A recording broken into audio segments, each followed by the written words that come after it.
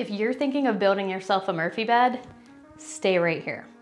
Check out how cool this is. I used the Create-A-Bed Murphy bed kit to build a queen size for myself, and I did it for around 875 bucks. And I'm gonna tell you exactly how I did it. Create-A-Bed kits come with a really incredible set of instructions. I'm a nerd, I read instructions. These are the best ones I've ever had. But I did find a few ways they could still improve them, and I do go through all of those ways in the video, so check it out. The very first thing you'll build is the inner wood bed frame, which is just where the mattress rests. If you have a miter saw, you can easily cut these down to size, or if you need to use a circular saw, that works great too. You're simply making a little L shape and combining these 1x2 pine boards to make the supports.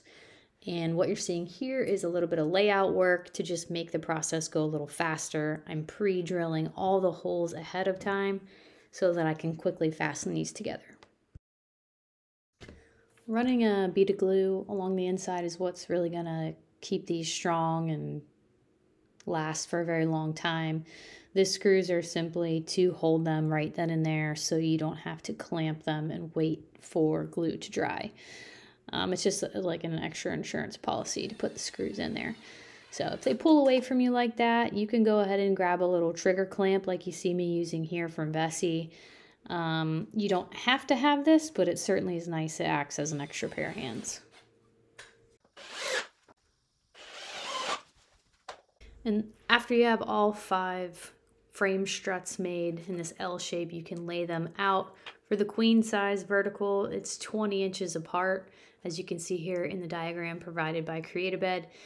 I pre-drilled all of these holes. Again, you're just working with pine and it may split, so you don't want that to happen. Pre-drilling is a really great way to prevent that. After you have all these fastened together, it is time to start working with your sheet goods. All right, it's time to get rocking with actually cutting our parts down. And my recommendation to you is to first rip off the factory edge. It's not always perfectly straight or square. And then go ahead and just cut all of the parts and slap a piece of tape on it to label what it is. The instructions that come with this kit are really well thought out. However, they don't have you cut all the parts at once, and when you're working with sheet goods like this, you don't want to make 2 cuts in one and then have to grab a different sheet to work on different parts.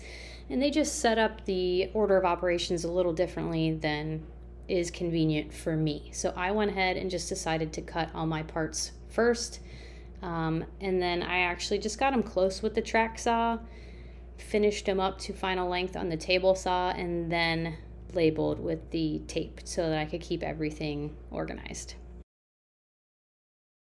This step has us measuring 3 1/8 inch down from the end of the side rail and 2.5 inches down from the top to find the center point of our leg pivot plate. This step has us using a 5/8 inch drill bit and drilling a 1/2 inch deep hole. A drilling guide like this one takes a little bit of guesswork out of it because it does have a depth stop you can set to a 1/2 inch, and it makes sure your drill stays upright. If measuring isn't really your thing, Create-A-Bed does provide a pretty nice template that comes in this kit. So as long as you can cut on the dotted line, you can lay this paper directly on top of your side rail. You could drill right through the center of that hole you see in the picture, and you can also use it to trace your radius for the front end of the side rail. I wanted to check out the leg hardware before I got to cutting with the jigsaw and finish laying out any other holes that needed to be drilled. So I went ahead and grabbed the kit and removed the leg hardware from it so that I could get a little test fit, which proved to be pretty difficult, but it makes sense. You really want these parts to fit well and stay strong, so this is not easy to do. You either have to use a little bit of beeswax to get it in or do a little convincing with some clamps like I did. At this point, you check for parallel to make sure your leg hardware is fitted correctly, and the instructions will tell you to drill a 1/4 inch hole through the bottom 2 holes of this plate. And it was at this point that I discovered that my 1/4 inch drill bit didn't seem to be able to clear the sides of the plate, and I didn't want to chew up the hardware or ruin my bit, so I decided I'm just going to use a pencil, trace out the holes, and when you use a brad point drill bit, helps you get that bit right on center. So that's what I decided to do at this point.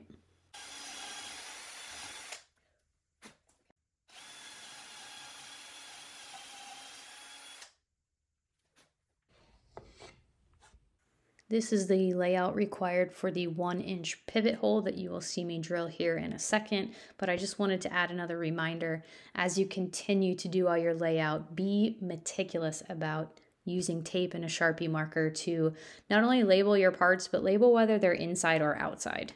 Trust me. This step involves the adjustable lower ball stud plate, which is a lot of words that basically means adjusting this impacts the tension or how hard or easy it is to raise and lower the mattress. This larger Forstner bit is being used to drill the hole for the female pivot plate.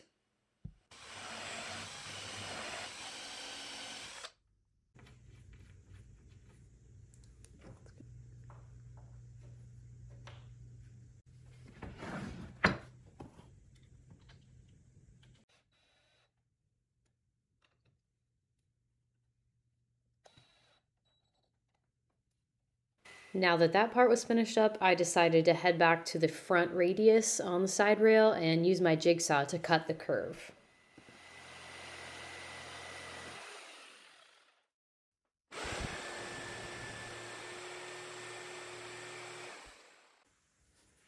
Okay, time to install the pivot plates.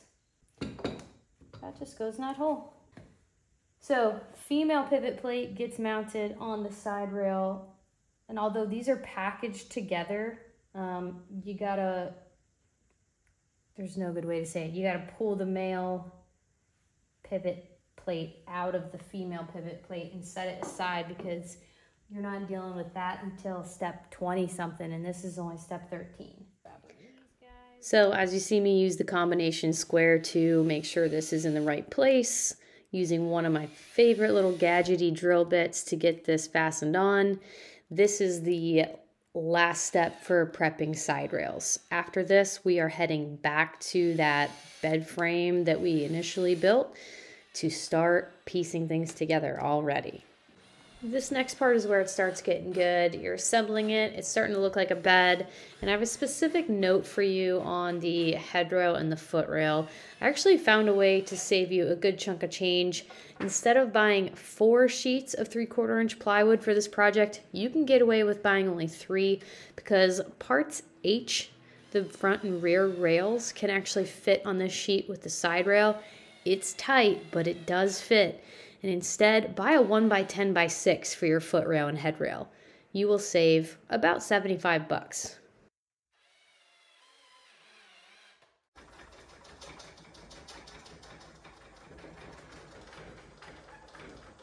Hey, we're there. Fastening the side rails to the inner bed frame maybe doesn't have to be as precise as I did it. I used clamps underneath the frame to make sure everything was flush on that side before fastening, because eventually the plywood front is going to go on that side, and if they're not flush, your plywood's not going to sit very flat. So our side rails are attached, and it's time to continue pre-drilling some holes to fasten this all together. If you'll notice, I didn't take the time to apply my edge banding prior to this step. I highly recommend when you see the part in your instructions where it says, now's a great time to use edge banding, don't ignore that like I did, because you just would rather be building than edge banding, because edge banding is, who likes edge banding? Nobody. But definitely do it then, because if you don't, you'll be stuck doing it while it's assembled, which isn't terrible, but it is a little bit more difficult. So just do it when the instructions tell you to do it. It's a lot more convenient that way. If you opt to use the adhesive-backed edge banding, heat it up with an iron and use a scrap piece of wood like you see me doing here. As it cools, it will stick really well. This project was so much easier having this type of dual head bit where you can pre-drill and countersink really quickly and then flip around and be driving the fastener in. And especially because these are all magnetic bits, it just made this process a lot easier. Ooh, we're about to get a lot heavier. And no, I don't mean because of my poor dietary choices. Although those could use some addressing. No, I mean because it's time to select the face panel. You want your appearance face laid down on the ground so that you can secure it to that inner bed frame. And this time, I think I'm actually gonna do the edge banding when I'm supposed to. Growth. Edge banding was made a lot easier using some clamps to help the panel stand up on edge. You do the two long outer edges. No need to do the middle, obviously, because these panels are going to be side by side. And then you do the top edges, which is really the foot of the bed, as well. Now that we have the edge banding on, it's time to lay the appearance face down and go ahead and take our main bed frame and lay it on top of the panels and work to align it so that there's a 1/4 inch margin along both finished long edges. The main goal for this step is so that you can trace the inside and outside of all of those struts and the bed frame so that you know where it's safe to put glue for when it's time to fasten these two things together. A special note, as you're aligning and fastening, the instructions are pretty explicit that they want the rounded side rails to be flush with the foot rail end, which is where you see me standing now. And on the opposite end, the face panel can actually extend about a 1/4 inch or so you have a little wiggle room. But if you're gonna make it perfectly flush anywhere, you want it to be at that rounded side rail end, which is the foot of the bed.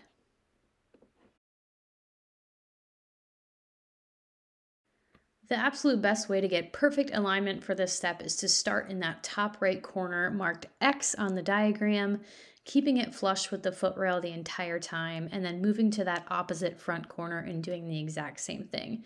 If you need to pull it at all, you can use a trigger clamp to secure that middle section before you move down to the lower corners marked Z on the diagram. If you need to rack it into place at that point, you can, and you'll see I do opt to use a little rubber mallet to give it a little love tap.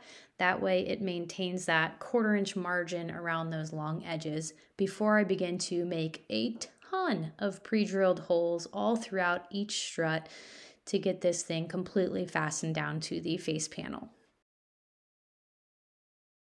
Measure 6 inches down from the top and 7 3/8 inches in from the finished edge. Drill a 5/16 inch diameter by 1/2 inch deep hole. You can do this with a regular drill bit using some tape as your depth stop if you don't have a drilling guide.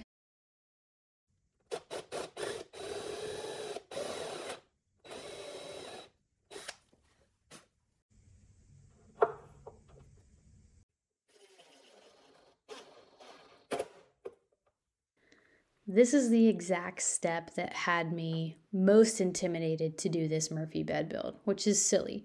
But the creators of the instruction manual recommend doing this with a plunge router. I have one of those. It's in my router table, and that's why I prefer it stays.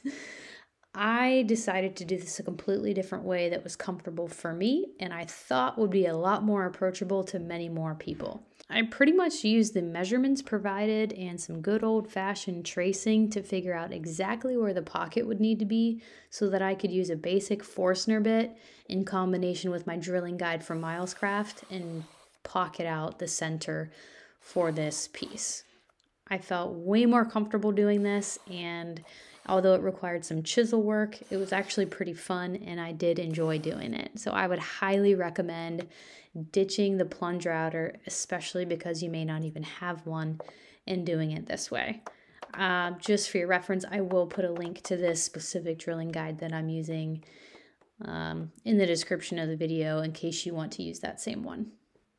When you go to test fit this piece of hardware, do not forget to put some wax in the pocket and on the hardware itself. You will have a much easier time fitting it. Time to drill again, so I'm placing a piece of scrap wood on the back side to avoid having tear out.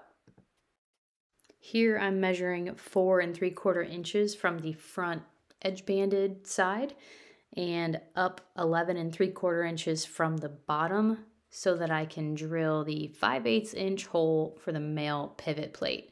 Again, this one only has a 1/2 inch depth, so I'm using my drilling guide with the built-in depth stop.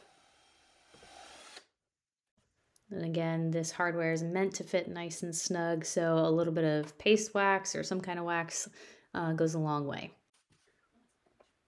Use a square to check the positioning of the pivot plate before you mark your holes for drilling, and then you'll get to work fastening this on. Another quick note here, this is the point in time where if you needed to adjust this for baseboard, you could be notching out the back corner of this as well if you don't want to pull baseboard off of your wall. This camera angle isn't ideal, but I wanted you guys to see a lot of the hardware in this kit. 2 of the 4 fasteners are usually machine screws that fasten through T-nuts. So that's pushing those T-nuts through the back side and then putting that male pivot plate back in place so that I can use machine screws to go ahead and fasten that on.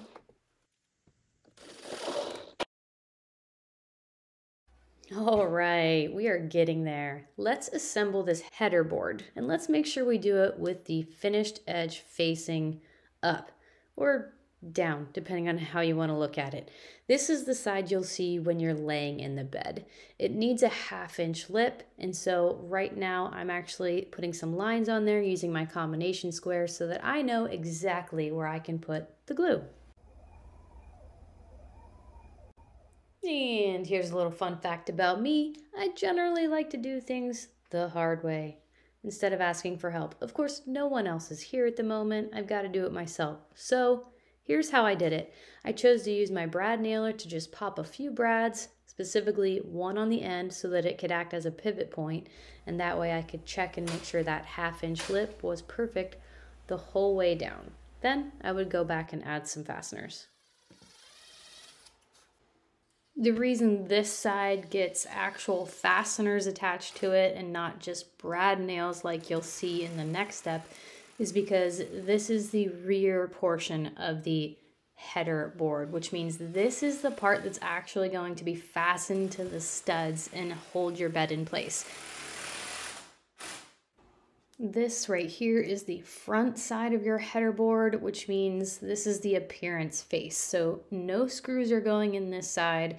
We're doing the glue, and then we're gonna hit it with 2-inch brad nails and just simply put some clamps on for 30 minutes or so to let that glue really take hold, and that's gonna be the strength that this side needs. I gotta make sure I'm not shooting these through it.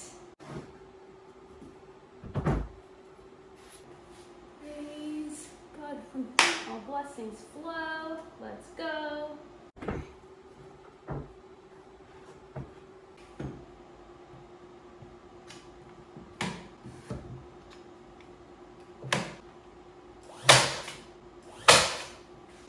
So realizing something now that could have made this part easier for me, so I'm going to make sure to include this for you to make it easier for you.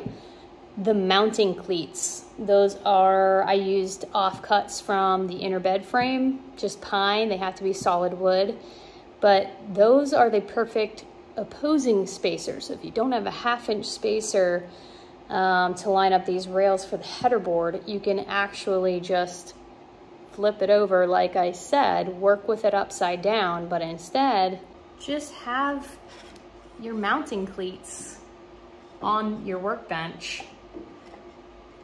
And you can be resting this right on top of this. This is your 1.5 inch piece, and it's the difference. So if you don't have a 1/2 inch, you can just use your 1.5 inch mounting cleat to set it up. This will rest right on top of it. You can get that fastened on there like that. Do you know what I'm saying? Oh my gosh. I wish I would have thought of that before I started that part. Not a big deal, but the instructions don't word it that way. So hopefully that'll help you. And maybe I'll make a note too my friends at Create-A-Bed to say, hey, there's dummies out there like me trying to build a Murphy bed, and a little tip like this would be super helpful. So, all right, I'm gonna try that next time.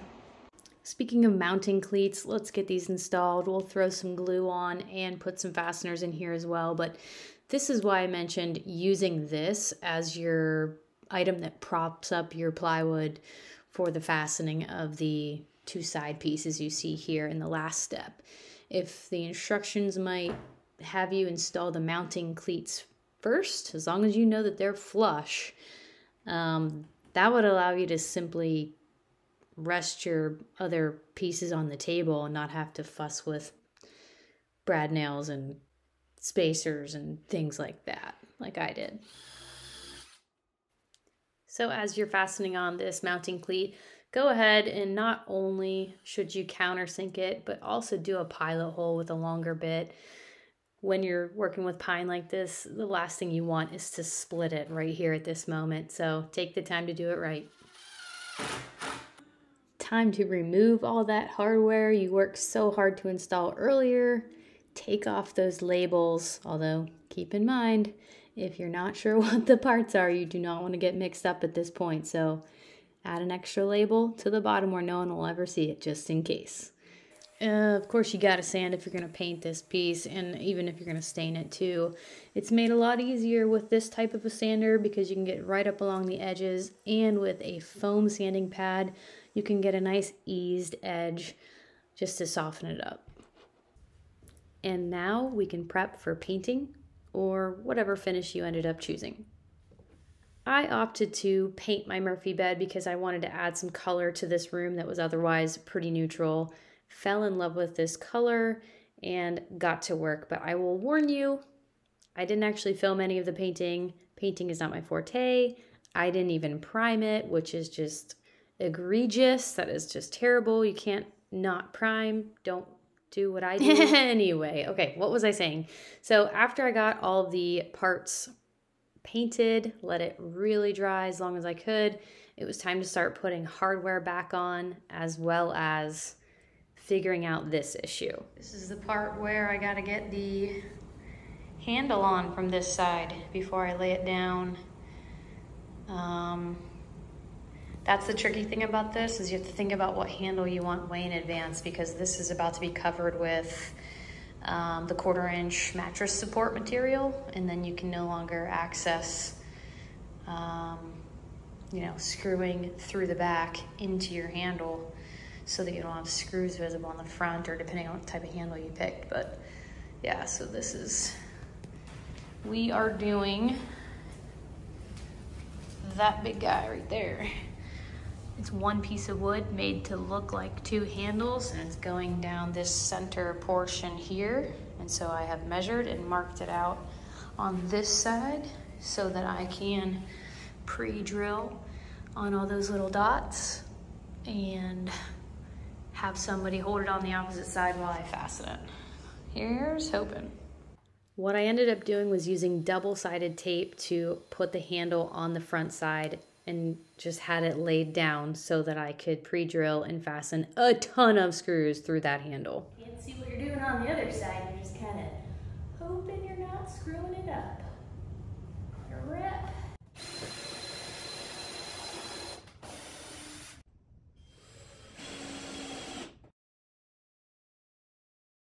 You end up getting really well acquainted with this hardware because you put it on when the bed is unfinished to prep it, then you take it off so that you can paint it, and then you put it back on again so you can actually use it. So I'm not going to show you all the details of fastening screws. I have faith in you. You can do it. So admittedly, I totally skipped this step a while back. I pre-drilled the holes and got set up for the leg hardware, but because I knew that had to come off before, edge banding and finishing and all that jazz, I didn't even take the time to cut that little piece of hardwood because it just didn't seem necessary at the time. Well, it's necessary now because it's time to put the bed together so that we can get it installed. So this is super simple. You just need a 3/4" by 3/4" piece of hardwood and Then you just have to find center on the ends and drill a 1/4 inch diameter hole about 1.5 inches deep to secure that to this hardware.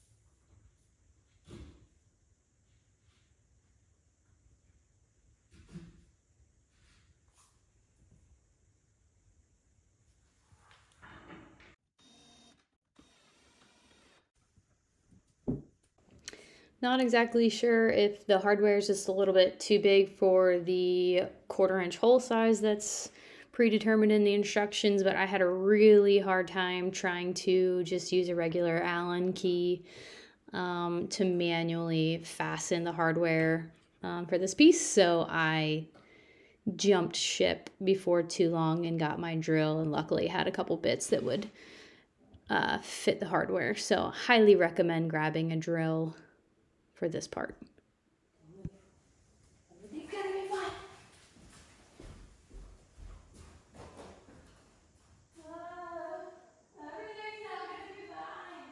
2 hours later. Oh yeah. Oh my. Oh yeah.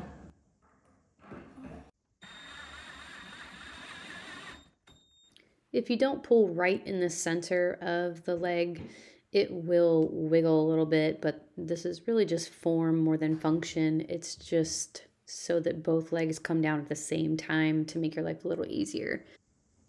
We are cooking.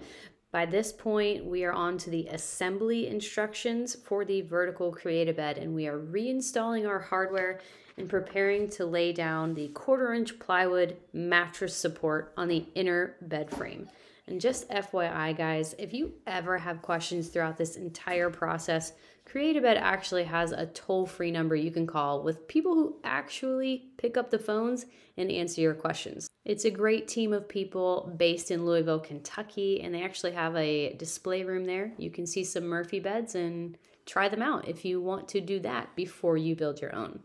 And with that, I want to give a massive thank you to Create-A-Bed for sponsoring this video today. Time to put the cabinet verticals on, but one thing I wish I had done before this step is tweak the adjustable ball stud plates before, because it's tricky to do when it's right up against the cabinet vertical, and the instructions suggest using a 7/16 socket. That didn't work well for me.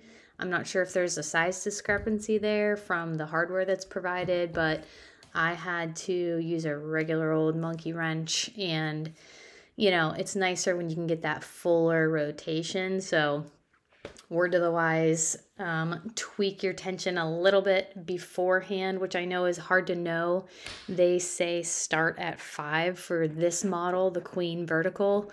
But as it currently stands in my guest space / office, I am much closer to a 4 than a 5. I'm truly at 4 for the proper amount of tension. So do with that what you will. First recommendation, just find help to do this part with. Don't try to stack stuff up and do it yourself like I did. Other recommendation, if you have to do it this way because you don't have a second pair of hands, it works great, but take your prop out before you fasten the second set of screws. Just be smarter than I am, okay? Thanks.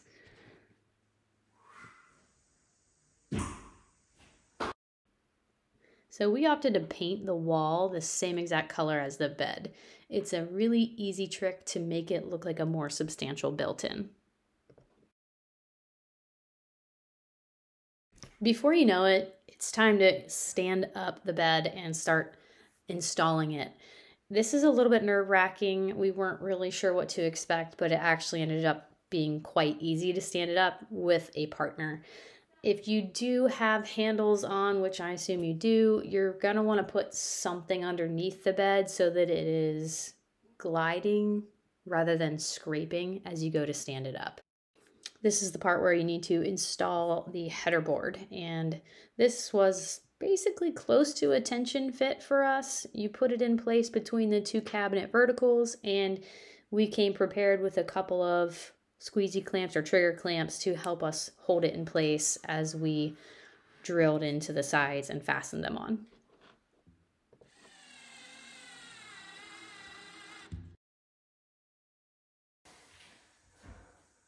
Ready? 1, 2, 3.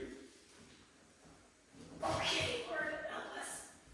Oh my goodness, look.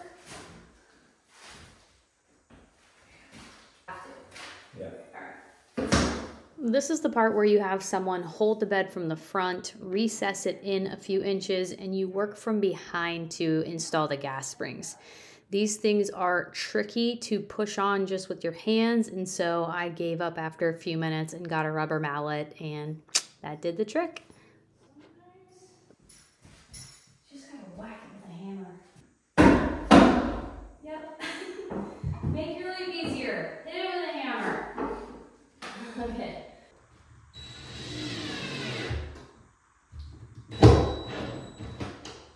Okay. Bed stops turn. Okay. So you've got your gas springs attached, you have installed your bed stops. Time to just slowly walk it back where you want to install it against the wall, and you're in the home stretch. Time to celebrate a little bit because this thing looks gorgeous. I'm very happy to be right here. Very happy. I lost my helper, so camera angles were a little lacking, but this part is just where you are finding your studs and attaching the bed to the studs for a rock solid connection. So this thing is safe and you can open and close it without any worry of it falling over. In my opinion, this is the best way to order a new mattress, and especially from a company like this. Bed in a Box makes it super easy to receive delivery, and this is the point where it's time to put the mattress on the bed, and just keep in mind that there's a lot of tension on it currently, so you're going to need the mattress to weigh it down. If you don't have the mattress yet and you want to go ahead and adjust your tension, you can use weights or something. Just make sure you place them at the very foot of the bed, and be careful. It does have a lot of tension at this point until you adjust those springs. A Bed in a Box mattress comes with a special cutting tool that makes it really simple to carefully slice through this plastic that the mattress comes wrapped in, and it begins to immediately let air in, and you'll hear like a gentle hissing sound. And then it just needs to be flattened out, and it will slowly begin to inflate, especially after you open up this next layer of plastic. Just you wait. Now, it didn't take very long for me to realize that after getting the bed out of the plastic, I was going to need to adjust the tension on these springs because it still had too much lifting power. So in order to combat this, you just take your 7/16 wrench and you make a couple turns of the hex head to the right. And small adjustments make big changes. So just make sure when you're adjusting, you're doing it equally on both sides, and just keep checking it every once in a while. There you have it. Hey, be sure to check out the description for more resources that can help you either with supplies or more tips and tricks for this project. I really appreciate you watching. If you found the video useful, leave a comment, give it a like, or share it with a friend. Most importantly, good luck with your project and have fun.